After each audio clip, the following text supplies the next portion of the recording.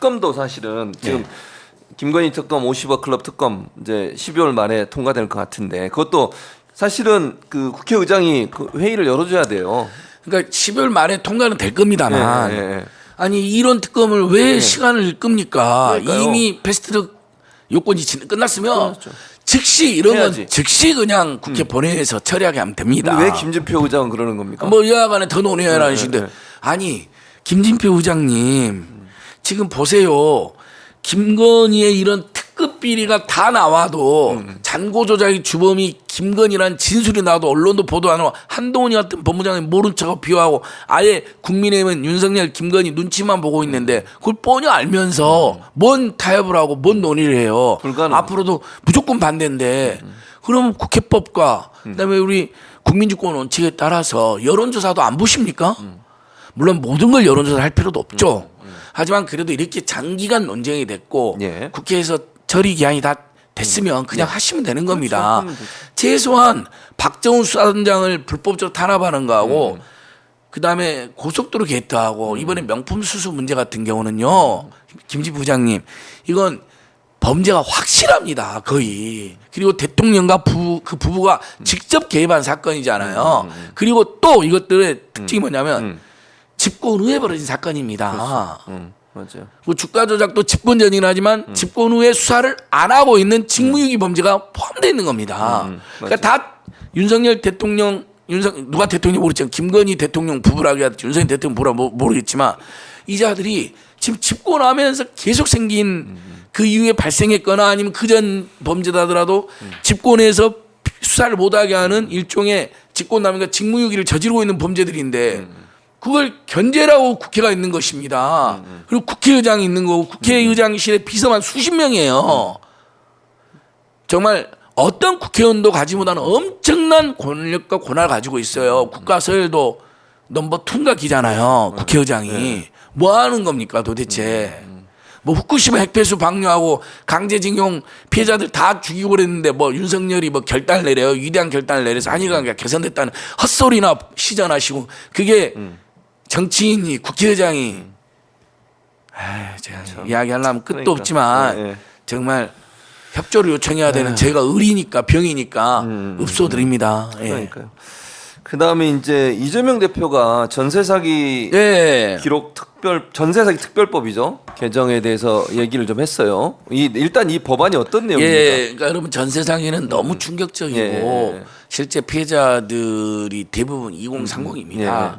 아파트에서 좀 전세를 하더라도 아파트에서 좀 안정적 살고 있는 4050들은 안 당했고 대부분 신축 빌라 중심으로 갭 투자했거나 무리하게 대출을 해가지고 뭐 또 돈을 빌려갖고 그 나중에 이제 전세금 올려받고 그다음에 또 뭐 부동산값 올라가면 또 팔아서 시세차익 남기려고 했던 사람들이 빌라를 뭐 몇십 채, 몇백 채 뭐 이렇게 하는 과정에 당연히 세입자 입장에서는 잘 모르니까 알아보긴 뭐 전입신고하고 확정일자 하면 큰 문제는 없겠지. 그리고 들어갔는데 전세금 지금 전 재산이잖아. 우리 국민들 2030에게는 몇 억이 전 재산이고 그래서 지금 극단적인 선택하는 분도 계속 나오고 있는데 이 전세 특별법 통과된 건요. 근데 이 법의 큰 문제는 먼저 전세금 만약에 최진봉 청년과 안진걸 청년이 또는 우리 신혼부부가 전세금 2억을 떼었다. 당장 이사를 가야 되는데 물론 거기서 살고 있을 수 있지만 지금 쫓겨나진 않으니까. 하지만 2억을 못 받고 있는 그 상태. 언제가 내가 이사도 가야 되고 또 큰 집으로 더 갈 수도 있고. 이제 보통 이렇게 시작하잖아요. 우리가 빌라나 이제 맨션 같은 데서 살다가 조금 더 다세대로 옮겼다가 그다음에 뭐 세 번째, 네 번째는 뭐 아파트도 가고 이런 건데 얼마나 답답하겠어요. 근데 이 전세특별법은 대출해서 그 집을 사게 해주겠다는 거예요. 그럼 돈이 또 없어지는 거잖아요. 2억은. 아니 대출을 그러니까 몇 억을 또 대출받아서 그 집을 사야 되는 거예요. 그건 말이 안 돼. 그건 또 다른 빚이 되는 거고 그 빌라를 누가 또 나중에 팔라 그러겠어요. 뭐 안 팔 수도 있고 또 대출금보다 나중에 집값 떨어질 수도 있고요. 지금 인구수도 들어들고 언제 부동산은 계속 하향 안정화 될 테니까요. 그러니까 너무 불안하니까 그러면 우리한테 먼저 전세금을 지원해주고 특별법까지 생겼으니까 국가나 지자체 또는 LH공사 같은 데 나서서 자기들이 그걸 팔아서 그러면 회수하면 건물주를 추적을 해서 최대한 환수하고 그다음에 정 안 되면 또 건물을 팔아서 일면 또 회수하고 그래서 최대한 환수를 하는데 만약에 일부 환수가 안 된다. 그럼 저는 우리 국민들이 그 정도는 2030 세대들 신혼부부가 전세금 떼서 피눈물 흘리고 경제 활동도 제대로 못 하고 있는데 공동체가 막 붕괴되고 가정이 붕괴되고 또 극단적 자살이 이어지는데 우리 국민들이 그래요. 일단 도와준 다음에 환수하고 그럽시다. 그 금액이 모자라면 세금으로 이불을 메우는 것은 충분히 그래서 이재명 대표 아주 잘하는 거지. 빨리 그렇게 통과를 시키자. 그게 지금 엄청 총력을 기르고 있는 것 같아요. 그러니까 민주당에서. 청년들 교통비 아끼는 3만 원 패스 한 달 내내 3만 원이면 그다음 국민들은 한 4만 원, 5만 원 패스 이거 하고 그다음에 전세자금 특별 전세 사기 특별법 개정해서 먼저 지원해주고 후 환수하자. 이제 요건 진짜 잘하는 건데 저는 근데 좀 아쉬운 건 있어요. 뭡니까? 대표님이 이렇게 특급 범죄자 서울 양평 고속도로 국민항쟁 선포하지 않았습니까? 네, 그렇죠. 근데 지금 민주당이 굉장히 부자 몸조심하는 것처럼 현재 아니 국회 안에서도 집회도 안 하고요. 국회 밖으로 무조건 나가는 것도 아니에요. 예전에 핵폐수 핵오염수 방류 결사반대 집회도 했었잖아요. 네, 그럼 그랬죠. 안 해요 이것도요. 요즘 안 하죠. 강제동원 피해자 해법 규탄 집회도 했잖아요. 그것도 안 해요. 요즘 안 한다는 거죠. 네. 그럼 본청 계단에서 서울양평 고속도로 이거라도 해야지. 이것도 민주당 전체가 한 게 아니에요. 온해 지역위원장 협의회 간 거예요. 네, 보시면 알겠죠. 보이잖아요. 예, 그러네요. 상대적으로 현역 의원보다 힘이 약한 분들이 한 거예요. 물론 이성용 의원님이나 강득권 의원. 저는 민주당이 지금 총선 앞두고 부자 몸조심하자. 역풍 분다. 저는 바로 그것 때문에 역풍 분다고 생각합니다.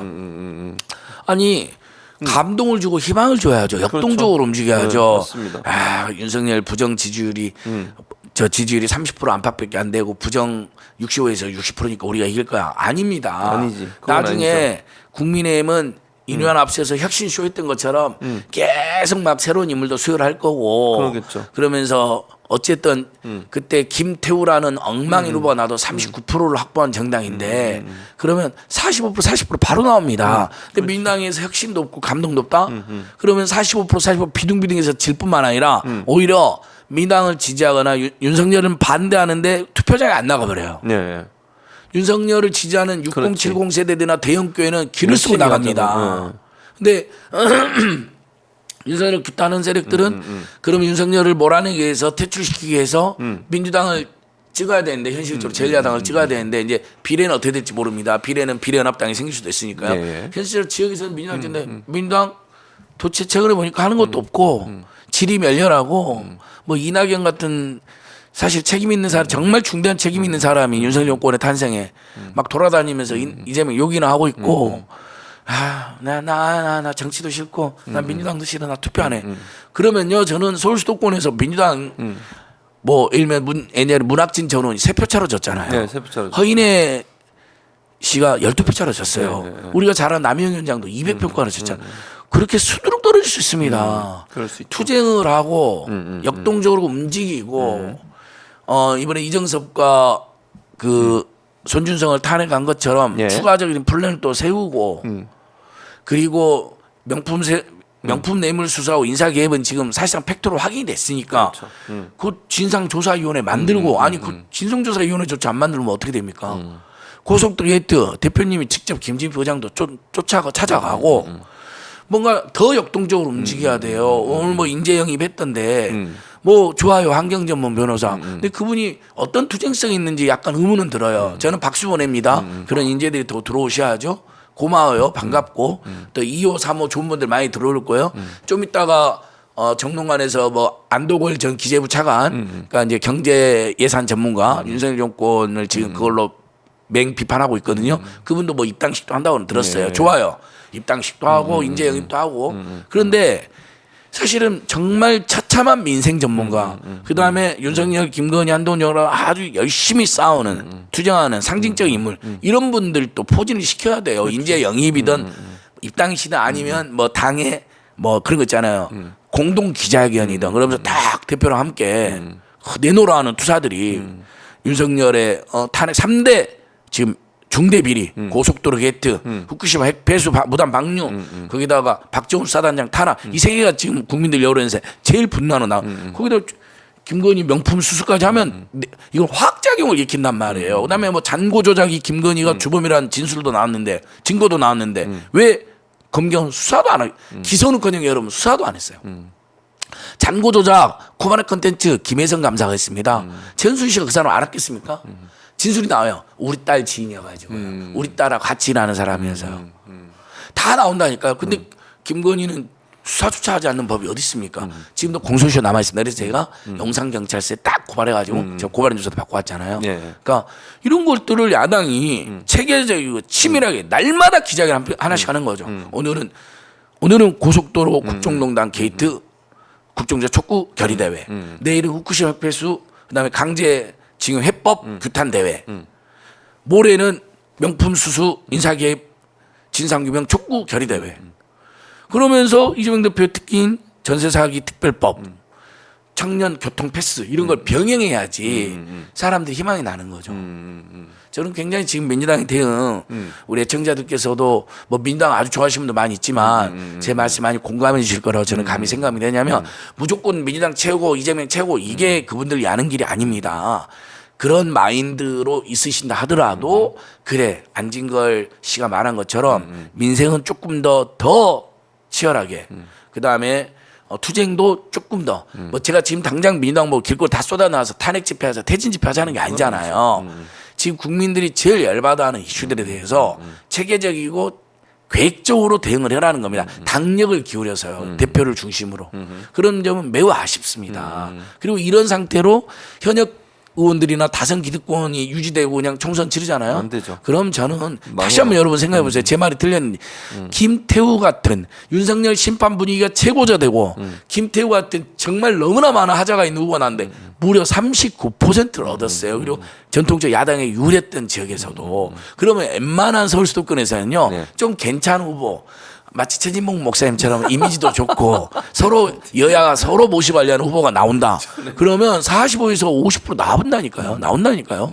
저는 뭐 여당에서 연락이 안 오고요. 네, 어쨌든 그렇습니다. 이제 제가 이제 최진봉 교수님은 인재로 제가 계속 추천하고 있는데요. 아니 왜 이러세요? 그러니까 예를 들면 윤석열은 싫어도 나온 사람들이 윤석열을 비판해서 나온다고 생각해보세요. 다음 총선에서.